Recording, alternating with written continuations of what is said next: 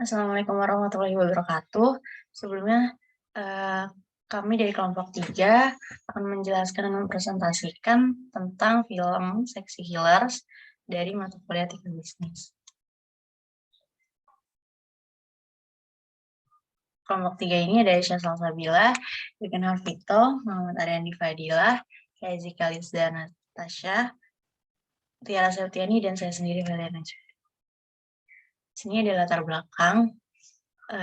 Film dokumenter Seksi Killers di sini diproduksi oleh Watchdog yang membahas masalah sumber tenaga uap, bahan bakunya berasal dari penambangan batu bara. Film Seksi Killers di sini juga mengatakan bahwa keberadaan tambang ini tidak terlepas dari para elit di pemerintahan dan bisnis Indonesia. Kehadiran pertambangan batu bara tidak terlepas dari kebutuhan listrik Indonesia yang terus meningkat pesat. Film ini sebenarnya bercerita tentang sebuah perusahaan batu bara yang lalai beroperasi untuk merevitalisasi bekas lokasi penambangan dengan cara penimbunan kembali. Selain itu, PLTU tidak menghasilkan listrik dengan mengolah debu yang dihasilkan dari pembakaran batu bara, sehingga debu PLTU tersebut dibuang begitu saja sehingga merugikan masyarakat sekitar. Di Indonesia, pasokan listrik tidak dapat memenuhi kebutuhan seluruh penduduk Indonesia secara bersamaan. Hal itu memicu produksi listrik PLTU yang berarti penambangan di sini lebih kejam dan akan terus berlanjut.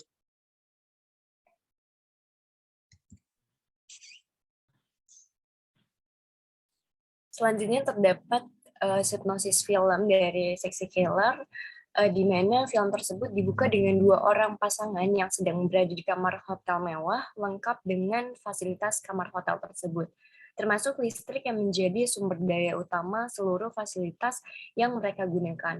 Dari listrik di kamar hotel mewah tersebut, penonton diajak untuk menelusuri dari mana listrik yang kita gunakan tersebut berasal. Penonton selanjutnya akan melihat proses pengadaan listrik dengan tambang-tambang yang dikeruk dan sawah-sawah warga yang dimusnahkan untuk pembentukan PLTU. Kita akan melihat bagaimana para petani-petani kecil yang hanya bisa gigi jari ketika sawah yang menjadi sumber penghasilan mereka harus dimusnahkan. Begitu pula dengan para nelayan yang terdampak. Penonton akan diajak untuk melihat bagaimana kapal-kapal tongkang pengangkut batu bara yang berseliweran dan merusak ekosistem laut sekitar. Lautan menjadi tercemar, para nelayan juga tidak bisa lagi menangkap ikan. Dan pada akhirnya mereka juga harus kehilangan sumber penghasilan. Film ini juga memperlihatkan bagaimana pembangunan PLTU merusak alam sekitar dan membuat warga merasa kesulitan. PLTU tersebut membuat air bersih menghilang, membuat pencemaran udara, bahkan menjadi tempat berbahaya bagi anak-anak yang dulunya sering bermain di daerah tersebut. Tidak cukup sampai di situ, Watchdog juga meneruskan investigasinya untuk mengetahui siapa saja orang-orang berkepentingan yang terlibat dalam bisnis listrik dan tambang tersebut. Hal ini cukup mengejutkan karena dalam film diperlihatkan sebuah sistem oligarki mengenai tokoh-tokoh yang menguasai bisnis tersebut. Pada intinya, film Seksi Killers mengangkat tema mengenai isu sosial yang belum banyak diketahui masyarakat untuk semakin membuka mata banyak orang bahwa ada banyak permasalahan sosial yang harus kita pedulikan. Selanjutnya akan dijelaskan oleh rekan saya. Selanjutnya ada teori etika bisnis. Dari konsep nilai utilitarian mengkaji tindakan perusahaan tambang batu bara dalam pendayagunaan lahan tambang. Dokumenter The Seksi Killers ini memperlihatkan tentang penggunaan lahan di Kalimantan sebagai lokasi tambang batu bara, kemudian yang menjadi masalah bagaimana jika sumber daya batu bara dalam suatu lokasi penambangan habis. Jika demikian, tanah lokasi tambang tersebut tidak dapat memiliki nilai lagi atau tidak uyuti lagi.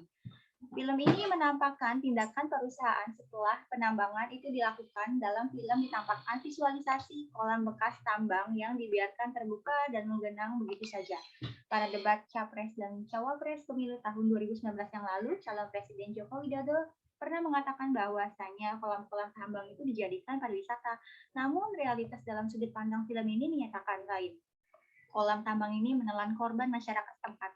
Hal-hal ini menunjukkan bahwa perusahaan tidak mampu atau tidak mau menanggung konsekuensi pasca tambang untuk merevitalisasi kembali lahan bekas tambang. Tentu ini bukanlah perilaku yang etis karena perusahaan mengabaikan prinsip bono privato prefer debit atau kepentingan umum harus di atas kepentingan pribadi. Lalu perusahaan tambang hanya mementingkan kepentingan pribadi perusahaan, pemilik, dan orang-orang yang ada di dalamnya, yaitu tidak ingin rugi secara operasional untuk revitalisasi lahan tambang, namun lalai juga terhadap kepentingan umum masyarakat, yaitu kesejahteraan bersama.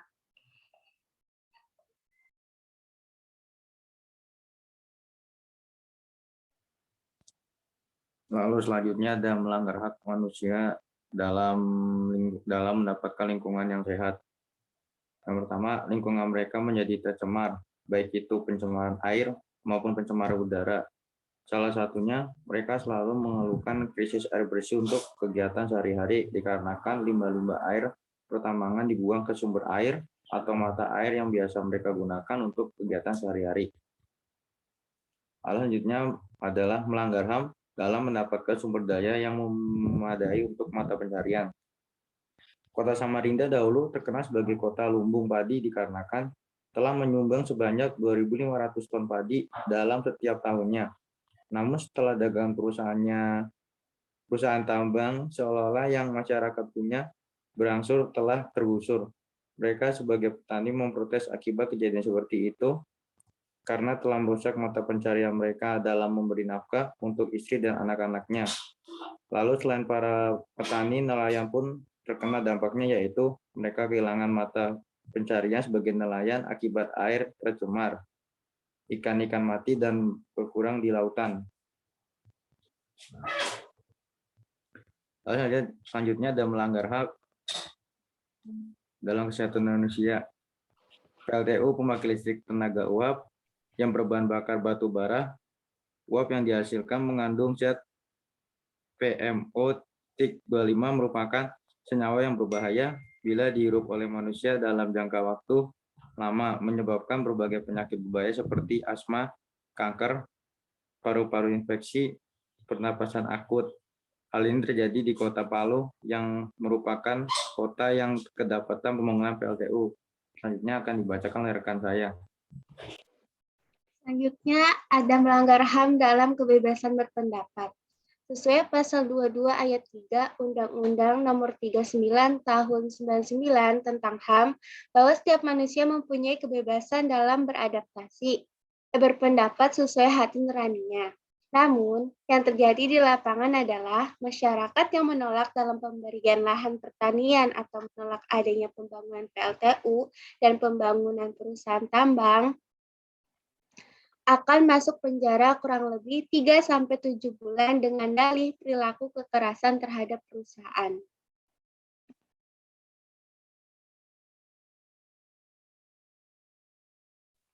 Oke, baik. Selanjutnya ada kesimpulan.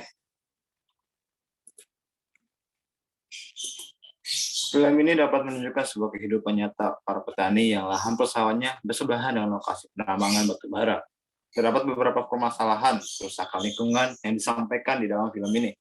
Salah satunya itu irigasi pada persawahan semakin sulit dikarenakan air yang telah tercampur oleh lumpur, sehingga hasil panen yang diperoleh menjadi lebih sedikit. Pada pasal 33 Undang-Undang Dasar NRI 1945 belum dilandasi dengan adanya komitmen dan konsistensi yang kuat. Namun selain itu, terdapat adanya ketergantungan dari pemerintah dengan penerimaan atau pendapatan negara terhadap sektor batu bara yang masih tinggi, serta lemahnya kesadaran dan stakeholder atau pemilik perusahaan batu bara terhadap pentingnya menjaga kelestarian dan keberlanjutan lingkungan alam. Dalam film ini berfokus terhadap kemanusiaan yang dapat dirasakan dampaknya, baik secara langsung maupun tidak secara langsung, dari bisnis batu bara yang terdapat di Indonesia. Pada film ini mengedepankan sisi emosional, terbukti pada salah satu scene mengenai korban jiwa yang meninggal dikarenakan tenggelam di kubangan yang telah digunakan untuk penambangan batu bara, namun dibiarkan begitu saja. Terdapat korban dari polusi udara dari pabrik batu bara yang dapat mengidap gangguan pernafasan. hingga dapat terjadinya penyakit kanker.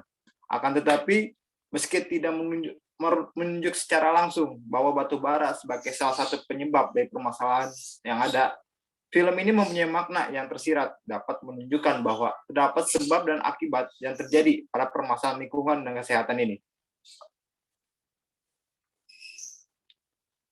Cukup sekian yang bisa kelompok kami sampaikan, kurang lebihnya mohon dimaafkan. Assalamualaikum warahmatullahi wabarakatuh.